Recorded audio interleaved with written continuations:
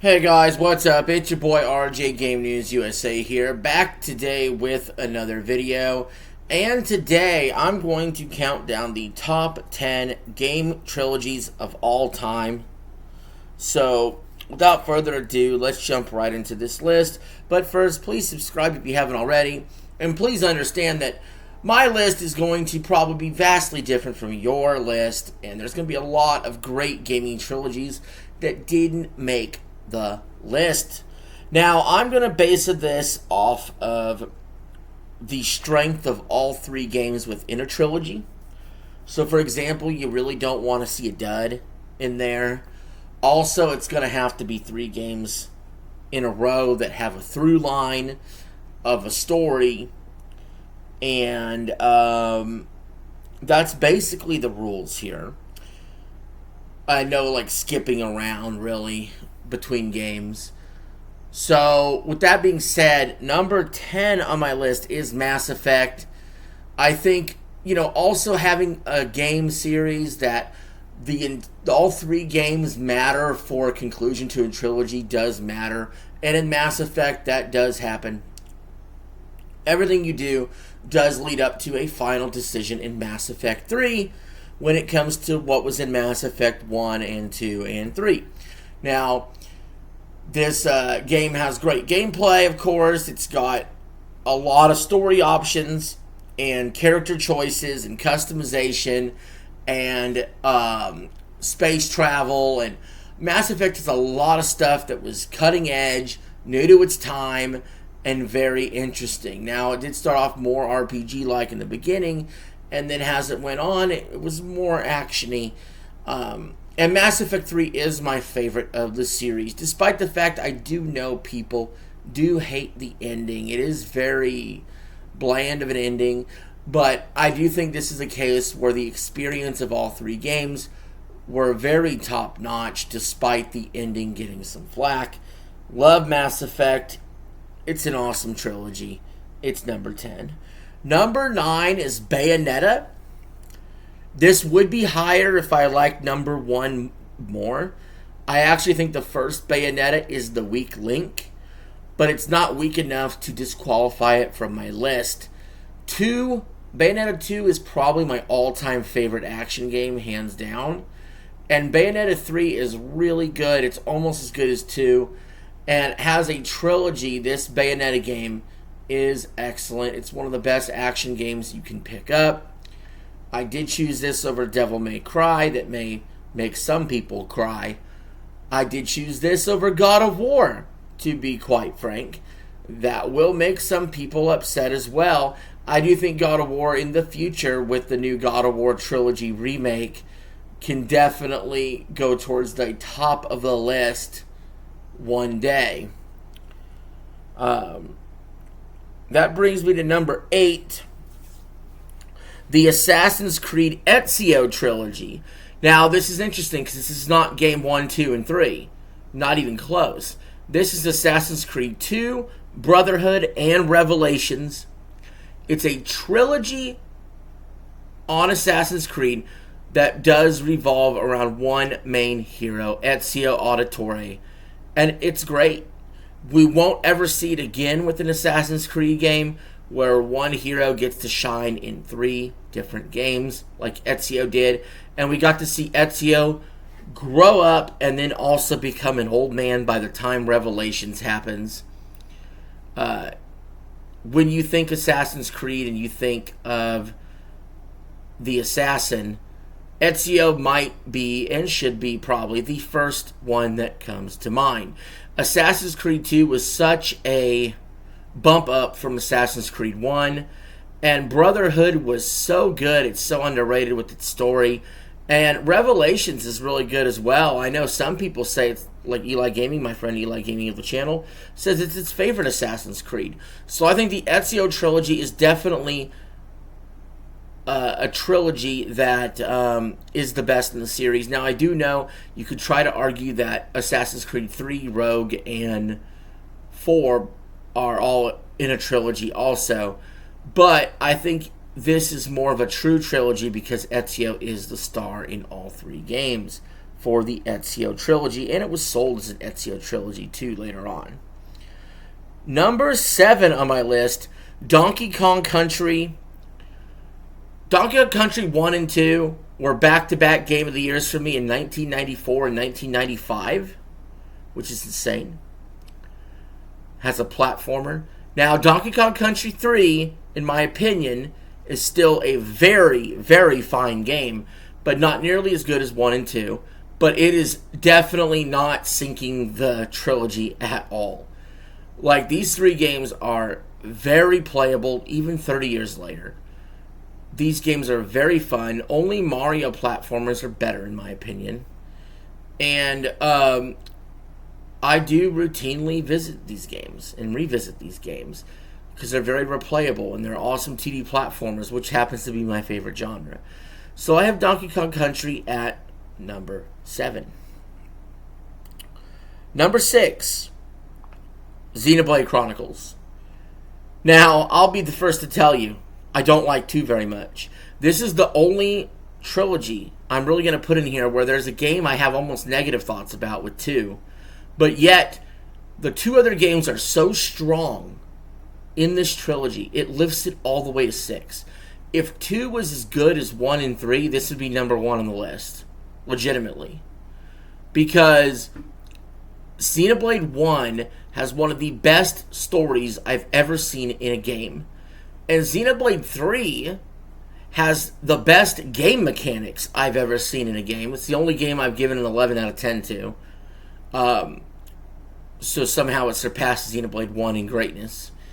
But Xenoblade 1, 2, and 3 is an excellent trilogy. I'd be willing to even give 2 a chance if you're going to go back and replay a trilogy, especially now that they're re-releasing all 3 games on Switch 2 with improvements.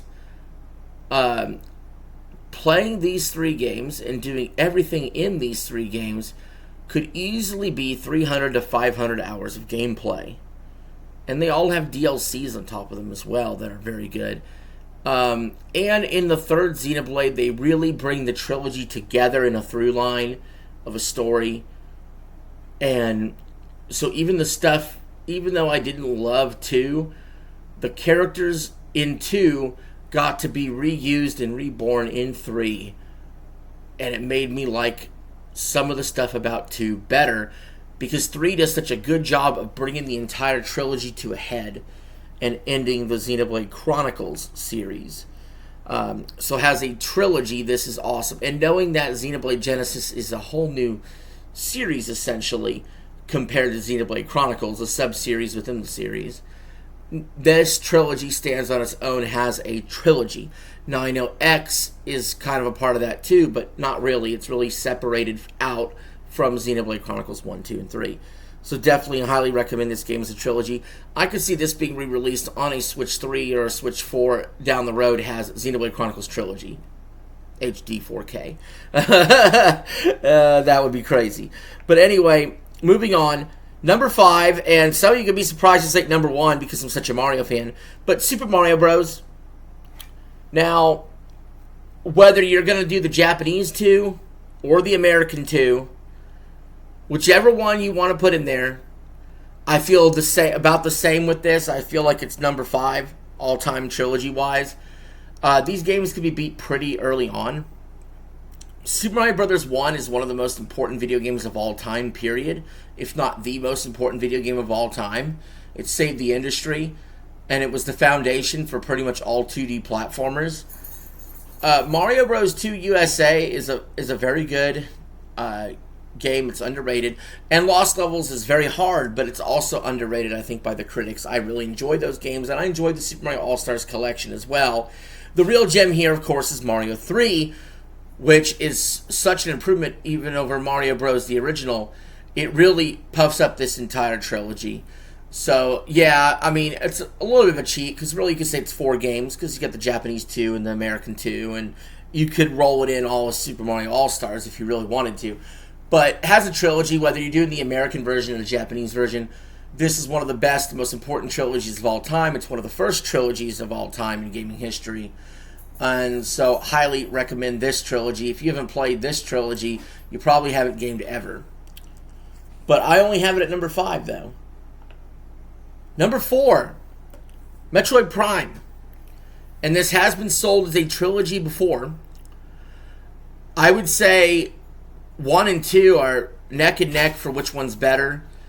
Depends on the day which one I like more. Now 3 isn't quite as good as 1 and 2. I think, putting in the motion controls and a little bit more soldiers in the background. But 3 is still a very excellent Metroid Prime. Obviously, I famously do not like Metroid Prime 4 that much. But that's because it has to go against the greatness of this trilogy. And it's truly a trilogy. And you could buy it as a trilogy back in the day.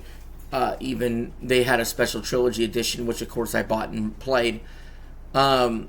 But yeah, this is awesome. Like, Metroid Prime's awesome. It's disappointing 4 couldn't be as good as these games. But there's a reason why Metroid Prime 4 was so anticipated for so long. Because look at these 3 games. They were that freaking cool. Alright, moving on. Number 3 is Halo. And we are talking about Halo 1, 2, and 3 here. So, obviously, it's an all-time great campaign involving Master Chief from beginning to end. Combat Evolved's getting remade into Campaign Evolved. I'm very excited for that and seeing extra missions. Multiplayer, online multiplayer, split screen LAN parties. Halo really brought all that to the forefront in the early 2000s. My favorite of the series is Halo 3. I think that was peak. Like I said, mad respect for Halo 1 and 2. This is definitely one of the all-time great trilogies.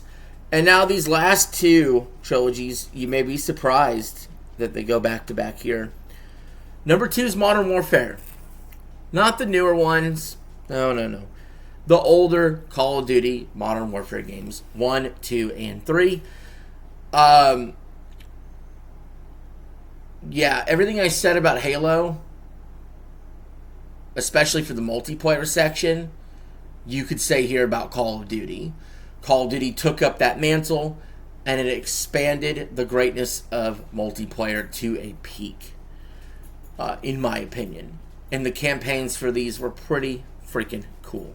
Modern Warfare 2 being my favorite of this trilogy. But 1 and 3 are still very good games, and I would love to see a Call of Duty Modern Warfare trilogy remake of some kind. And then that brings me to number 1, which is actually another Call of Duty trilogy. I know, it's crazy to think I did put Call of Duty in my top 2. I spent thousands of hours on each of these trilogies. But number 1 for me is the Black Ops trilogy. Black Ops 1, 2, and 3. The campaigns were even better than the Modern Warfare campaigns. I think Black Ops 1 has the best campaign in all of Call of Duty, with numbers and Mason and all that. Black Ops 2's campaign had choices you could actually make in there. And Black Ops 3 campaign was really good and shouldn't be slept on. Zombies, it was there in Black Ops 1. It's not there in the Modern Warfare games. Black Ops 2 had the best zombies. I think Black Ops 2 is the best of this trilogy, by the way. But Black Ops 2 had that transit system with the zombies. Black Ops 3 had some really good zombies. The multiplayer was fucking stellar throughout all 3. I do think 1 had the weakest multiplayer, but it more than made up for it with Black Ops 2 and 3 multiplayer. I played Black Ops 3 multiplayer more than MW3 multiplayer. And BL1 and MW1 kind of cancel each other out for multiplayer. Maybe I slightly lean to it, MW1. MW2 and Black Ops 2 multiplayer, played a shit ton of both of those. So yeah, end of the day, I do slightly like the Black Ops trilogy more than I do the Modern Warfare trilogy. And that is my all-time favorite video game trilogy.